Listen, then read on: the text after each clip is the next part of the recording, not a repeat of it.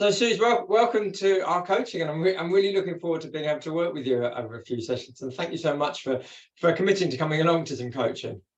Thank you for inviting me. It's exciting. It's a real pleasure. So today's going to be a bit about contracting, how we're going to work together. But before we do that, I just wanted to check in. What are you looking forward to about having a few coaching sessions? Seeing where I can go with where I want to be in my job. So hopefully I might be able to solve some things that are in my head, and just getting the experience of being coached by somebody else for my own coach practice. Great. Yeah, and for anyone who's watching it, Suze is training to be a coach, so she's developing her own coaching skills as well. But now sitting on the other side of the table, it's going to be really useful. So the purpose of today is contracting, and the idea is we don't need to talk much about your understanding of coaching, because you've got a good understanding of that, but it's about looking at your goal, just getting enough of a picture of your overarching goal from coaching so that we can work on it in upcoming sessions. And also to look a little bit about how we're going to work together. So we'll have an opportunity for you me explain a couple of things, but also you to share a few of your own ideas. So how's that sound? Is that okay? Well, let's start with the goal. I mean, you've already mentioned it a little bit, but just describe a bit what might be your overarching goal from having a few coaching sessions together. So I've started a new role in my work, and I'm just about to complete the first academic year as an assistant head. And I think my main goal at the moment is a lot to do with time management and trying to juggle having a form but also the management side of things, and it's just trying to be confident in my thoughts and how things are going. So at the moment I'm finding things a little bit tight on deadlines, I guess, and I think I just need to find solutions, and hopefully, like, through discussion I can find a way that will work well for me, because I'm bit or overly organized, shall we say, and I think that can actually throw me off at times for things. Well, say a little bit more about that, the overly organized that might throw you off. So I think because I'm overly organized and I look ahead, I think that puts pressure sometimes on me to think, oh, that's coming up, I've got that in the background. I've never not been able to work like that, and I've obviously spoken to other people about it, and they've always said, oh, that's a very different way of working.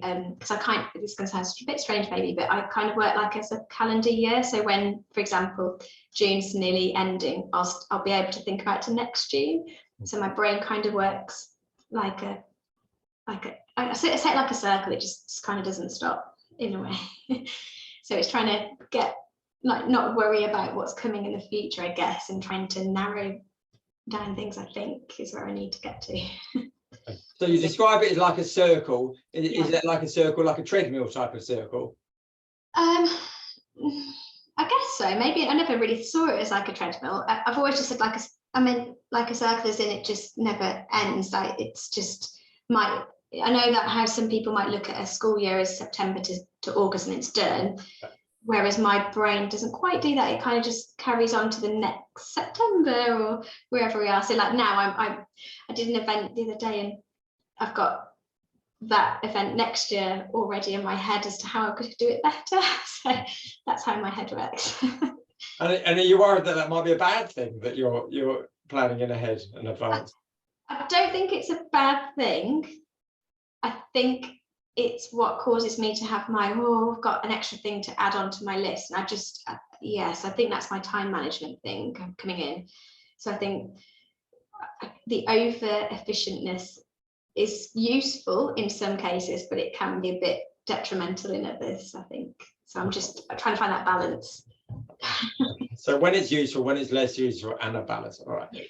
So let's fast forward. Let's say to the end of the sessions we'll have. Where would you like to be on this topic?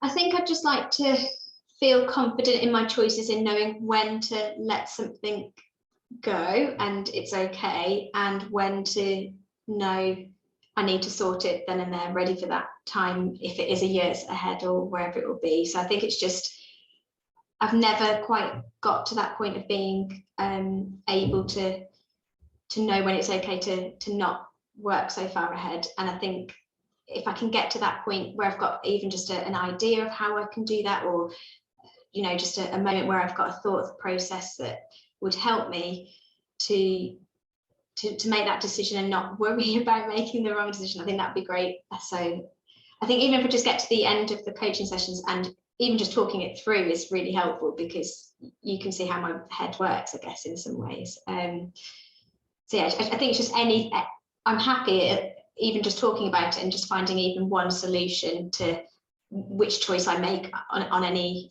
day, I guess, is probably where I'm at. And if you got to that place where you could make those decisions on a daily basis in the way that would be comfortable, what do you think that might mean to you for your time management first? I think I think it would really, really help, because I think I wouldn't have this long list that keeps going. I think it would feel more manageable at times. And I think, yeah, let's see, I'm smiling because I'm thinking, going, oh, that would be amazing. And I'm really aware that obviously the role I'm doing, I am going to have lots of work going on, and that's okay. It's just, I think it will help me be a bit more level-headed maybe with things, and that would be great. Level-headedness. And what impact do you think that might have on your overall sense of yourself? I think I feel more confident in making decisions. I think I have that little bit of imposter syndrome, I'm not going to lie. I think that's a little bit there at the moment, being new to the role, and feeling a little bit like I'm obviously younger than other people, so making those decisions, I always try and get guided by the management who are older and more experienced in their roles. And I think if I can have some of that own self decisions, I guess, making my own decisions and feeling confident about that's amazing. Yeah. I know that takes time too, so we'll see. And if you did get to that place and that you felt confident in being able to make all those decisions yourself without relying on the wizened older folk, myself included, what do you think that might mean to your people, your teams, the students, other people in your environment? I think it's just growth, isn't it? So I think if that's happening for me, I'm growing, and then I think that's actually allowing people that I am managing to grow too, because they will learn off me how I'm managing things, and hopefully they might pick up on some things too. I think my management team that I'm with, I think they will be pleased, because I think they will see it as, again, the growth, and it will be helpful for them that I'm not constantly knocking on their door going, hey, what do you think of this? So I think basically I just think it's growth for everybody involved, so we'll see. And how do you think that we can measure this? I mean, you've described ways that you want to be, but if you were going to do some sort of evaluation of whether we've got there, what would you use to measure that? Evaluation on how to measure. I think it would probably be my use of non-contact time and how I'm using that. I think, I'm at times I think I can be quite quick to respond to somebody, and I think I need to let them sit on things again. So I think it's measuring as well how I'm feeling in my confidence to let things leave it a little bit longer for them. So I think it will be my confidence in some ways. How confident am I feeling? Am I still feeling this impostery type feeling at times, or am I feeling a bit more, actually, no, I've done a year now and making decisions that way. So yeah. So it sounds like you've got both a tangible, how you're spending your PPA time, but also more of an emotional, a sensed way, how you feel, your level of confidence. Is that enough for you? Is that enough to be able to measure the success? That's a hard question. I think at the moment it is, but I guess when I start working with you and talking it through, there could be something that just pops open out with it. So I'm really open to how I get through to an end. I do think a lot of it is internal for me. So I describe myself as a swan. So I'm like to everybody else, I'm really calm, but underneath my legs are like that. And that's how my brain goes. It's just constantly going. So I think a lot of it is internal for me rather than output, I guess. Okay, well, thank you for clarifying that thing on the swan, because I always think about breaking people's arms, and I'm assuming that's not what you mean. No. Okay, I just thought I'd check. All right. Okay. You don't say I do that. That's terrible. And so with this topic that we've got emerging, we'll obviously we'll find individual topics for each coaching session to work on. But what's your sense of what you need to work on in order to make progress? What sort of things? I think I need to work on, it's definitely time. So it's definitely looking at my working week and anticipating when my time is more valuable for me and when my time could go to somebody else. Like, I think deadlines are a thing for me, so I hate not meeting deadlines. That is a real thing, and that's why I try and do things a lot earlier than most. And I think I need to be able to actually realize that I'm setting my own deadline before a deadline happens, and sometimes you don't need to do that, but it's just working my way through that, I think, if that makes sense. So something about deadlines, something about decisions, something about time. Okay. Well, my encouragement is between now and the time we have our first full coaching session is really think about, with this overarching goal, like what would be your first topic you'd want to bring that we could work through. Okay. Yes, that's okay. Okay. So is that enough on the goal setting stage to get a real sense of what you're looking to achieve from all of this coaching? I think so. I think you can hopefully you can hear kind of where I'm at with things. So I think so. Okay, right. Okay. Well, let's put it to one side for the moment, and then let's talk a bit about how we're going to work together. So, I mean, you're learning to be a coach yourself. You know about a lot of this stuff, about what you're trying to do for and with your coachee. But let's just sort of start with just the general working practices. Like, what do you like about one-to-one conversations? What works well for you? Is it formality, informality? Jokes about swans? What? I think I am probably more when it comes to me talking about things. I think informal helps me more than being very formal. I think I like a gentle approach, but I like challenge. So I think if I'm not formal's fine, but I think in terms of my coaching, I'm better informal, as you can see. So just because I feel more at ease. Yes. So yeah. And when you feel more at ease, what happens in a useful way for you? I probably babble and babble and babble, so I could just go on and on and on, but that will probably be just my thought processes coming through. So yeah, it just helps me relax, I think, into it. Okay. And as you know, it's your space, right? And it's your time, and babble away, absolutely, like the brook. And you said gentle, but you also mentioned challenge. So what would be important to you about having some challenge? I think this is something that I need help with, and I think if I don't get challenged on things, I think I'm still going to be stuck. So I'm stuck in a point where I'm reflecting over a year I've loved my year. It's brilliant. I love my job, and I just want to get better. I'm really, really reflective, and I think if I don't have challenge, I'm not going to get to where I think I need to get to. I think if it's too gentle and too just, oh, that's lovely, then I might even just go, okay, there's nothing wrong, it's all okay. And no, I think challenge is good. Okay, so to help you with progress and momentum. Yeah, okay. I think so. And what would, as far as you can tell, what do you think challenge might look like for you within a coaching session? I think I might need some deeper thought questions, so things where it's making me really think. And I know there'll be times where I'll be quiet and just struggle possibly, but I think that's also quite good because it's something I probably haven't thought about. So I think I think deeper thinking, because it's something that's always in the back of my head, and I just haven't had time just to sit down and go, right, here's the year, here's what I'm reflecting on, and what can I do better for next time. So I think if I can get down to the roots. Okay, so really using challenge in whatever way we can to help you access the thoughts that aren't at the surface at the moment. But yeah, sorry, that's a lot to ask, isn't it?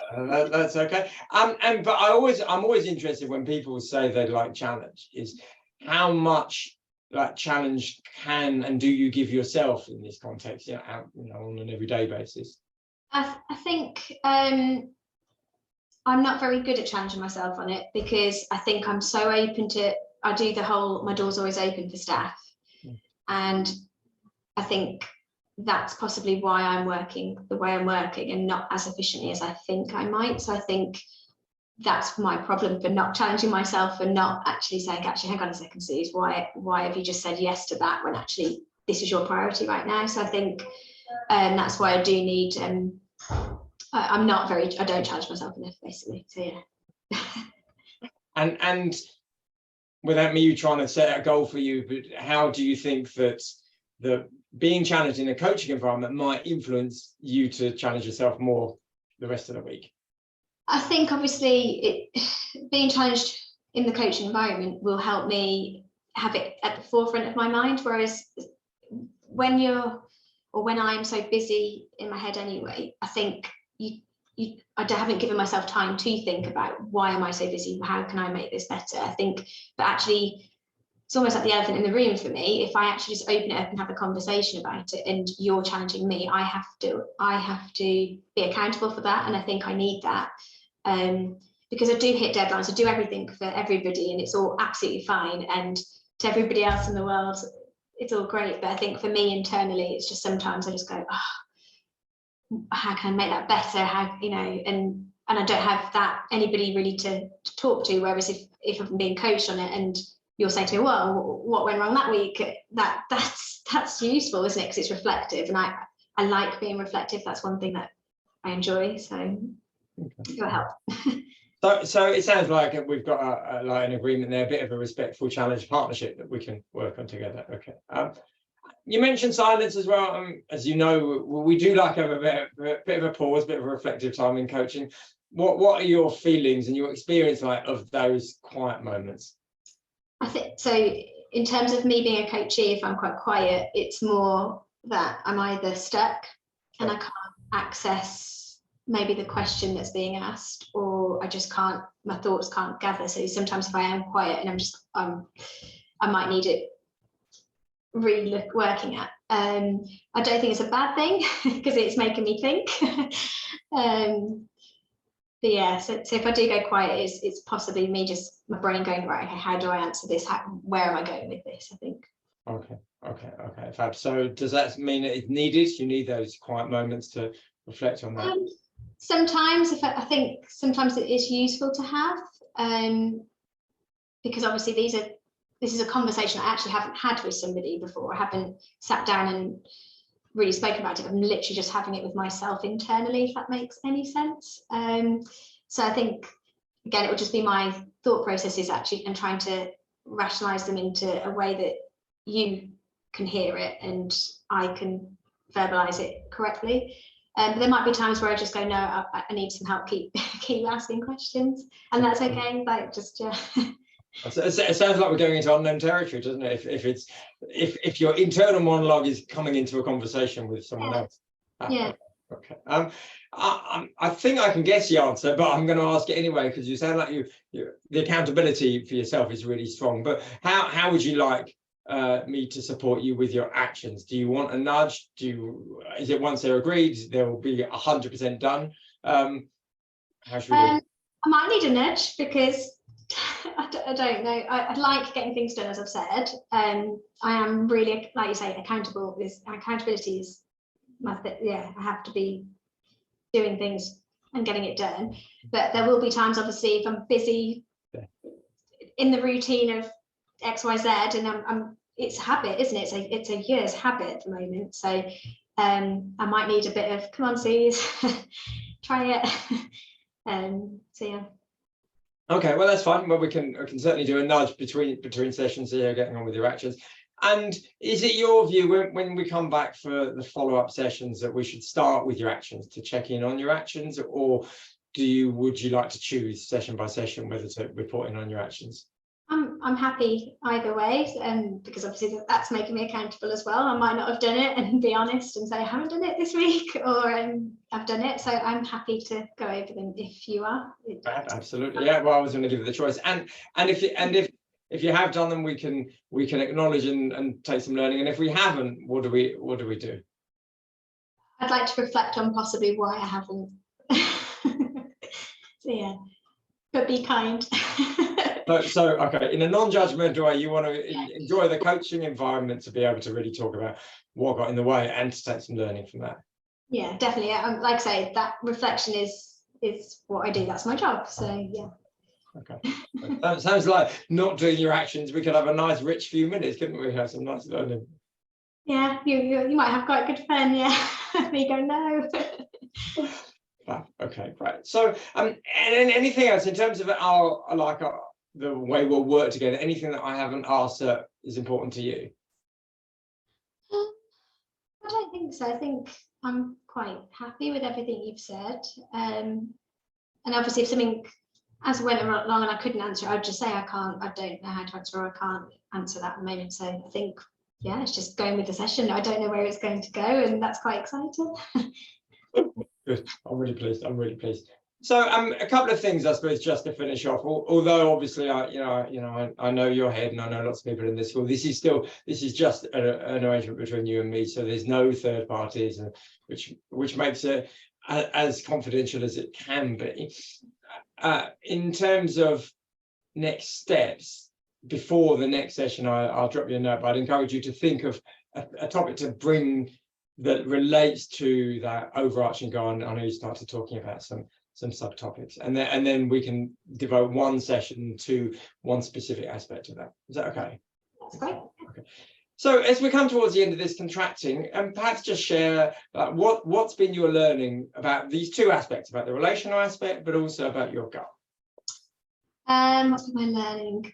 It really matters to me. I didn't when I was thinking about it before meeting you today, I didn't realize how much I think this could change my outlook in my job, and I didn't realize how much it actually meant to me. So it's good. It's helpful even to have that time just to think of that.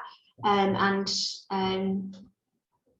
think, I hope going forward, like for the next academic year or even the next couple of weeks, it could be something that changes me as a person, but for the better. So hopefully that growth, because that's quite important to me personally.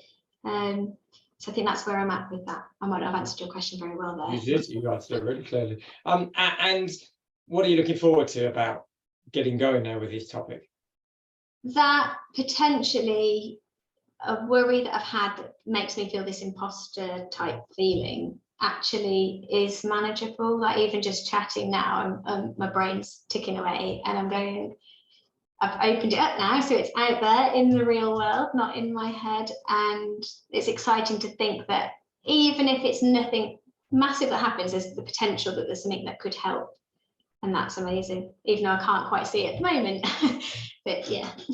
But you see the possibility, you see beyond whatever the obstacle is to potentially I brought it to this as well, because I think there's got to be a way, and I've just got to try and find it. And I think I just need the time to find it. And I don't give myself enough time for that because I feel quite busy. So I think it'll be good. It'll hopefully be helpful. So if I just repeat back those last couple of things you said, which was there's got to be a way if I find the time to do it. So, and how does that and everything we've done make you feel? I feel quite positive by it. I feel that I'm lucky to get the opportunity to actually sit down and try and work through it, because I think it's obviously it's playing on my mind, and I want to go into my second year in this role feeling like I can do it and feeling not on the back foot at times. So I think if I've got that goal, or I've got a way towards my goal, even if it's not quite, I can't quite get there yet, that's great. There's any little step is progress for me, and I'm only just starting in this, so I know I'm not going to change the world or anything right now, but yeah, I think just any little thing that I can do just to help is going to make a huge difference. So we shall see. Any little step is progress. Is another fine sign. But well, thank you, Sue, so much for this, for getting started, and I'm really looking forward to be able to work through this topic with you. It's a rich and interesting one. So thank you for coming along today. No, thank you for the opportunity.